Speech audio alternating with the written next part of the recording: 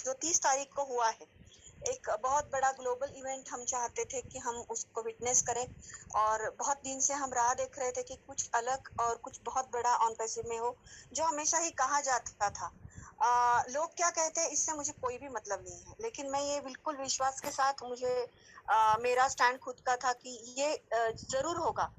चाहे कुछ महीने इधर या उधर, लेकिन होगा जरूर। और पहले ग्लोबल इवेंट की जब शुरुआत हुई और उसके जो रुझान आने शुरू हो गए थे, वही बहुत एक्साइटमेंट उन्होंने एक्साइटमेंट के साथ हमने उसे शुरू किया। हाँ, मैं खुद उसकी एक साक्षीदार, एक लिस्ट में मेरा नाम था।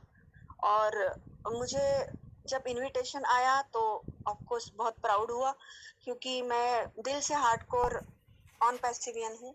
और मुझे बहुत अच्छा लगा कि पहले ग्लोबल इवेंट के लिए मुझे बुलाया गया है। तैयारी शुरू कर दी। जाने के लिए निकली थी, लेकिन ऐसा कहते हैं कि कुछ ना कुछ हमेशा ऊंच नीच होती है, और मेरे साथ कुछ ऐसा ही हुआ। एक पल ऐसा आया था कि मुझे लगा कि ये मेरा शायद सपना ही ना रह जाए, क्योंकि 5 बार रीस्केड्यूल हुई थी फ्लाइट और सभी लोग राह देख रहे थे। मैं भी बहुत चिंतित थी कि अभी क्या होगा, क्योंकि पुणे एयरपोर्ट का रनवे बंद था और कुछ सिक्योरिटी रीजंस की वजह से सारी कंपनी के सारी उड़ानें बंद कर दी थी। कुछ उड़ानें तो रद्द भी कर दी थी, और मैं बहुत टेंशन में आ गई थी बीच में एक आधा घंटा कि शायद हमारा फ्लाइट उन्होंने कैंसिल ना कर दे। मैं खुद 50 बार जाके पूछ के आई कि इज देयर एनी चेंज, लेकिन अच्छा हुआ शाम को 6:30 बजे मेरी फ्लाइट निकली। मैं सबसे आखिरी में पहुंची वहां पे। लेकिन जो मैंने देखा कि पहले फाउंडर के ग्रुप जो गया होगा, तकरीबन 6 बजे, शाम को 6 बजे उन्होंने ऑन पैसिव ऑफिस में जो प्रवेश किया होगा, शायद मैं ऐसा समझती हूँ। तो उस वक्त जो एक्साइटमेंट था और जो खुशी का माहौल था, मैं सिर्फ इतना ही नहीं कहूंगी कि खुशी का माहौल था, एक त्योहार का मौका था। ऐसा लग रहा था कि शादी का मौसम है या फिर बहुत बड़ा त्योहार है। ढोल ताशे नगाड़े वहां पे लगाए थे हमारे उत्साह के लिए। और मैं जैसे ही वहां गई, ताशों से स्वागत किया गया, आरती उतारी गई। और एक ड्रीम था कि वहां जाए, ऑफिस देखे, वो पूरा हो गया। लेकिन इतना अपनापन और इतना सादगी के साथ और बहुत रिस्पेक्टफुली, जो कहीं पर शायद ही मिलता हो। बहुत सालों तक जहाँ पे हमने अपनी सेवाएं दी है, वहां पर भी शायद वहां पे भी इतना गौरव किसी ने दिया नहीं होगा, उतना गौरव यहाँ पे महसूस किया है। जिस मोमेंट से मैं वहां से पहुंची और मैंने पदार्पण किया, वहां से निकलते तक मैं एक अलग ही दुनिया में थी। मैंने आज तक जिस ढंग से जिंदगी जी है, वो बहुत सिंपल तरीके से जी है। लेकिन वहां पर मैं एक विशेष हूँ। जैसे हमारे ऐश मुफर्रा जी हमेशा कहते कि ये आप फाउंडरशिप की वैल्यू को समझिए। तो वो वैल्यू क्या होती है, फाउंडर्स क्या होते हैं, उनका ओहदा क्या है, इस सभी बातों का आज तक मैं बहुत बार कह भी चुकी हूँ वेबिनार में, लेकिन मैंने खुद उसको महसूस किया, एक्सपीरियंस किया।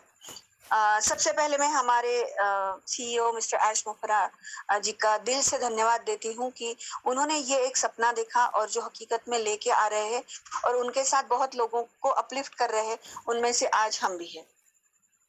हमारे ग्लोबल फाउंडर जो है एलसी मेंबर मिस्टर गुसमंदिर सिंह जिल्लन और जस्सी भाई, और हमारे सारे ही पैनलिस्ट और सारे ही लीडर्स, इन सभी का बहुत गाइडेंस रहा है और उनका बहुत हौसला अफजाई उन्होंने की है। इसी का परिपाक है कि मैं आज कल वो जो 30 तारीख को मैं गई थी ग्लोबल इवेंट के लिए, मैं उपस्थित हो पाई हूँ।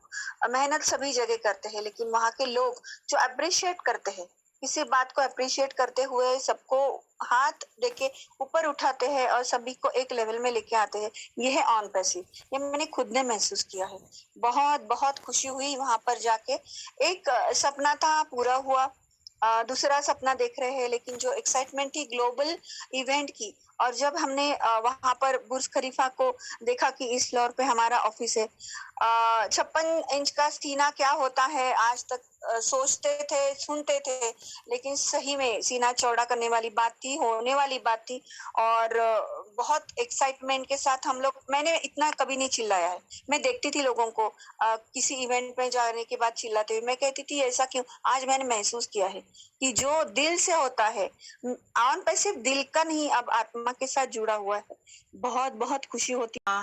एक बात है कि ये जो शॉर्ट ट्रिप थी, लेकिन जितना भी देखा गया समझ से परे था। हम हैदराबाद में आए, हमें रिसीव करने के लिए एक टीम थी। नागराज सर थे शायद, और उनका उनका ही सारा टीम का पूरा काम था। जब मैं निकल रही थी पुणे के लिए प्रस्थान कर रही थी, तब मुझे ऐसा लगा कि उनसे कहे कि अभी 2 दिन आप बहुत आराम कीजिए, क्योंकि हर एक के आने के टाइम अलग थे और जाने के टाइम अलग थे, और सभी को बराबर कोऑर्डिनेट कर रहे थे कि आपको कैब कितने बजे आएगी, आपको कितने बजे तैयार रहना है, निकलना कितने बजे है, आपके साथ कौन कौन होगा, वो बकायदा फोन करके इंटीमेट कर रहे थे। और मुझे अचरज ये बात हुई कि एक भी ऐसा व्यक्ति नहीं था कि जिसे इनफ टाइम नहीं मिला, या फिर कैब नहीं मिली, या फिर इनफ टाइम में वो पहुंच नहीं पाए एयरपोर्ट। इतना अच्छी तरीके से उन्होंने सारा प्लान आउट किया था कि मैं खुद के बारे में कहूंगी, क्योंकि मेरा 5 बार जब रिस्केड्यूल हुआ फ्लाइट, तो मैंने किसी को नहीं बताया, सिर्फ कौशिक जी को मैंने मैसेज किया था। लेकिन जो नागराज सर थे उनको मैंने मैसेज भी नहीं किया और कॉल भी नहीं किया।